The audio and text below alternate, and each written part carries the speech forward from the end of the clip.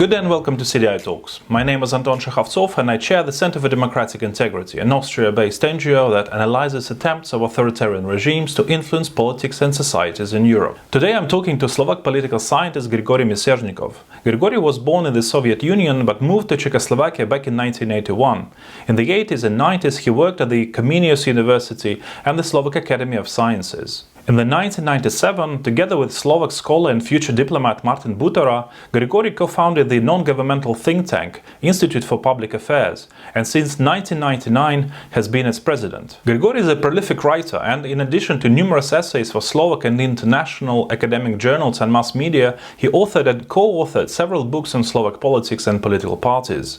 In recent years, Grigorij Mesežnikov has published a series of insightful works on foreign malign influence in Slovakia and domestic enablers of that influence. As always, I hope you will find the conversation interesting, and if you do, please like this video and subscribe to our YouTube channel to stay updated on future episodes of CDI Talks. Grigorij, thank you very much for this opportunity to talk to you.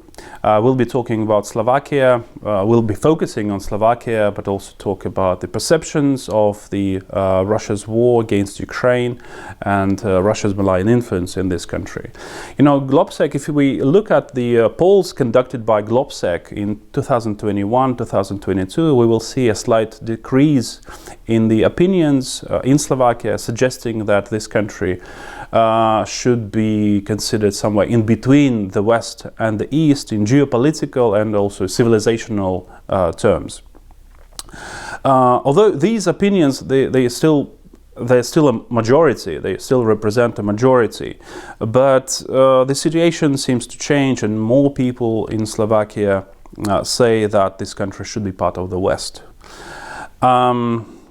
Could you comment on these changes? Because I think one of the reasons is obviously the invasion, the full-scale invasion of Ukraine by the Russian Federation. This might have, I think, contributed to these slight changes, but what would you say about that? Yeah, I agree with you that probably this aggression, Russian aggression against Ukraine affected the perception of the own country of Slovaks, but usually answering to this question, because it's a very frequently asked question.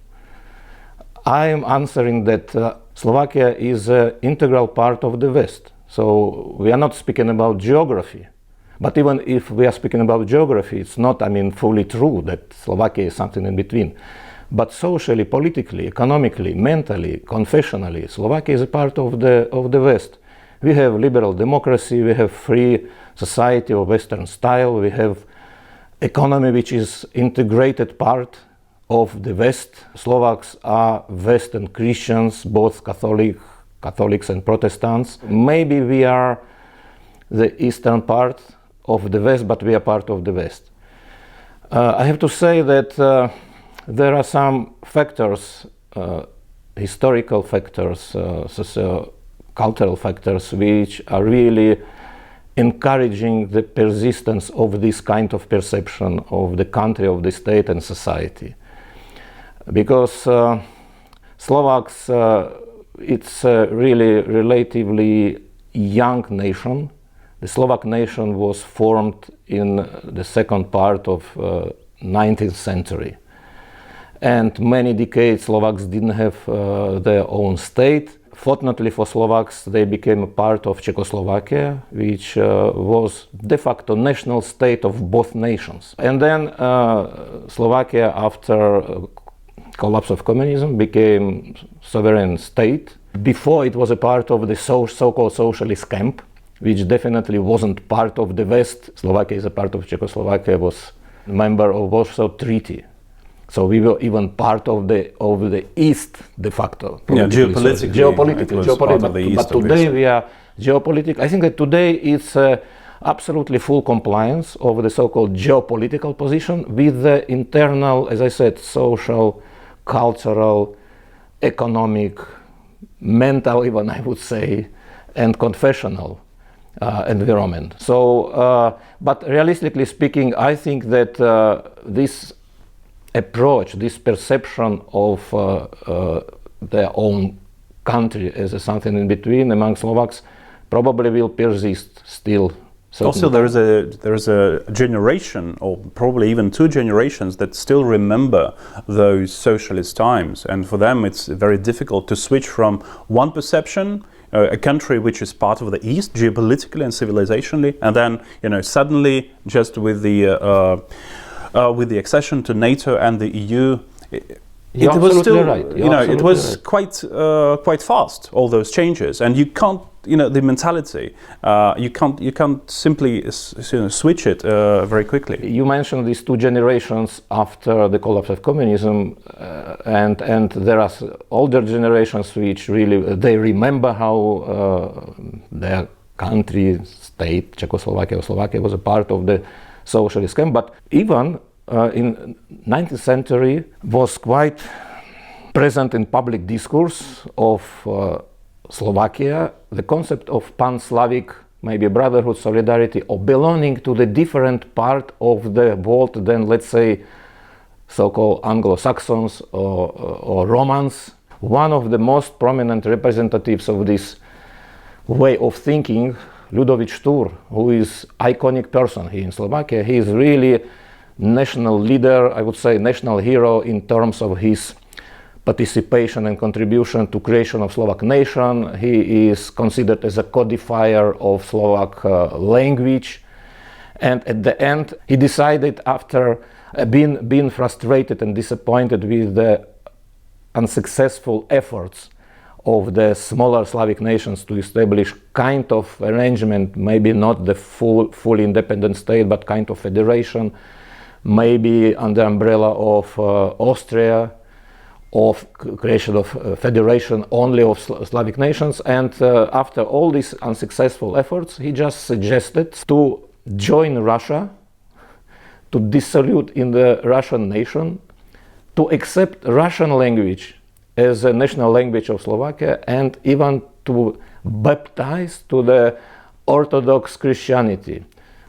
It sounds like a real desperation. Absolutely, yeah, absolutely. I mean, he was the national representatives of liberalizing thinking, but becoming more and more conservative, and especially on the background of these unsuccessful efforts and really not very sensitive policies of both Austrians and Hungarians to Slavic nations. He became admirer of Russian authoritarian, we would say today, regime of monarchy, and proposed this kind of de facto cultural and ethnic self-killing of Slovaks. Today reality is completely different. You mentioned the effect of the war. Russia war in Ukraine.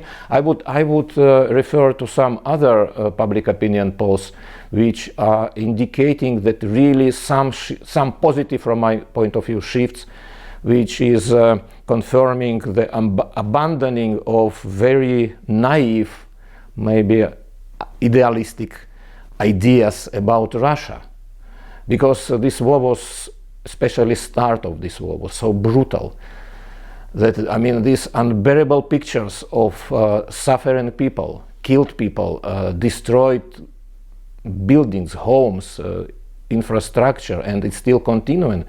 And if before the war the public opinions showed that people somehow ascribed responsibility for the tension before the war, the tension, so this Russian ultimatum and concentration of Russian troops in the border regions and many, so this confrontation, and people still, they saw the West or Ukraine as a responsible, not seeing Russia. So it was a reality. But after this war, I think that percentage of such people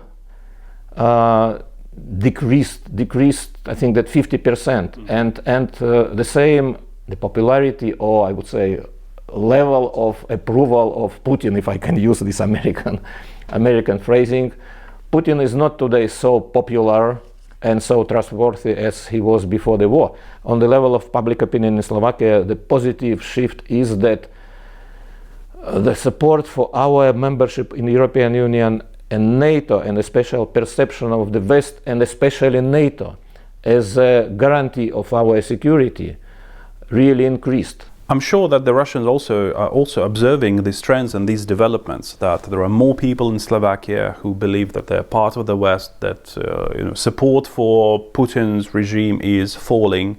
And do you see any then increase in Russian attempts to exercise malign influence in Slovakia since the start of this full-scale invasion of Ukraine? Absolutely, because it's one of the lines in Russian propaganda, first to persuade people that Russia is fighting for justice in Ukraine, for fixing the injustice from the past. But after this war was started by them, definitely they strengthened their activities. I have to say it's very important also to realize that we do not have any Russian media in national language. So there are no Slovak branches of Russian media, but it's an ecosystem, I would say, it's plenty of different platforms, mostly online platforms or chats in social networks, which are de facto, they are retaking the content from Russian media, different Russian media, so federal, so-called mainstream, Russian mainstream media, of course not opposition and not independent, but state media. We have, of course, presence of Russian media seen through this domestic, not offsprings, but domestic. But they're outlets. Domestic actors. Domestic they're actors, not Russian, influence operations. Yeah, but they are. Well, we had one case. In one case, it was confirmed that people from Russian embassy, evidently officer of GRU, the person was expelled from Slovakia. He was paying the collaborator of one alternative media outlet here in Slovakia. By the way, this media outlet was closed. But would you say it's the only media that was directly funded or supported by the Russian state? They're definitely supported ideologically, I would say. There were some evidences that people who were working for this media, they were paid by Russian embassy, but also I have to say that Russian embassy as such, Russian embassy itself was and still is active on the social network, on the Facebook, and there were all national cases in which Russian embassy was involved. You mentioned the embassy as one of the main actors of Russian malign influence, but does it create any sort of front organizations, like fake NGOs that would promote or advance Russian foreign policy positions in Slovakia? Well, I don't know about direct involvement of embassy in creation of such organizations. There are some organizations which are somehow associating, let's say, Russian compatriots, Russian diaspora here, and I know that they work in close cooperation with Russian embassy. It's Union of Russian. Then there is a Russian Slovak society, which is led today by the former Prime Minister Jan Čarnogursky, but both organizations, I think that they were formed years and years ago. There are some other organizations which definitely were not formed directly by Russian embassy, but they are quite active in promotion of Russian narratives. Mostly they are national conservatives, as they label themselves. Some of them are Christian, some of them are quite active and have their political preferences. Some of them supports the right-wing extremists. We have two extremist political formations in the parliament. The first is old fascist party, as I call this party, led by Marian Kotleba, People's Party Our Slovakia. And the second party, splinters from this party in this electoral site, party called Republic. And both of these parties are very pro-Russian. Do you see within these environment, within this pro-Russian, pro-Kremlin environment, do you see any changes considering the military successes of Ukraine on the battlefield? Because there is, I think, this psychological inclination to rather support the winners victors than the losers. So probably even among these pro-Russian forces, maybe there can be change if they see that actually Ukraine is winning the war. Well, we see in opinion polls some changes in positive direction. The last opinion poll showed that 47% of Slovaks wish Ukrainians to win, and 19% they wish Russia to win. My feeling, and maybe on the basis of my personal empirical experience, is that among these people the share of true believers is very high. So nothing, I think, would change their mind. Nothing would change their mind. They are, it's a cluster of values which is typical for them. They're against liberal democracy. They're against the West. Russia for them is good because Russia is fighting against this rotten liberal ideology, liberal democracy, rotten West, against America. So I think that regardless of whether I hope that Ukraine will win or Russia will be successful. They will be always on the side of Russia. Of course, they will be very disappointed and frustrated if Russia will lose. But I think that they are preparing to justify this failure. Russia is increasingly using now energy policies, energy politics, in order to exert pressure on Europe, on the West in general. How active is Russia in Slovakia with weaponizing energy policies? Well, Russia unfortunately has favorable conditions for weaponizing its energy policy, specifically in Slovakia, because we are, at least till the last months, we are absolutely dependent on the Russian supplies. Oil, gas, almost 100%, maybe a bit less. Russia is simply doing what they think is beneficial for them, and their local agents here is blaming Slovak government for being not enough friendly to Russia and alienating Russia. But the positive shifts took place on the ground. Slovakia and Poland interconnected their gas transportation system. So now Slovakia can use the pipeline, Polish pipeline with the gas coming from Norway. And another positive shift is that officially the third and fourth block of Mochovce nuclear plant will start to produce electric energy at the end of this year. It will be good for us, for our neighbors, and maybe even in this situation, even for Ukraine. I think it's a very good example actually for Germany, which is now closing down its nuclear facilities while Slovakia is opening, and this is a good development in my opinion. But it's not dependent on Russia.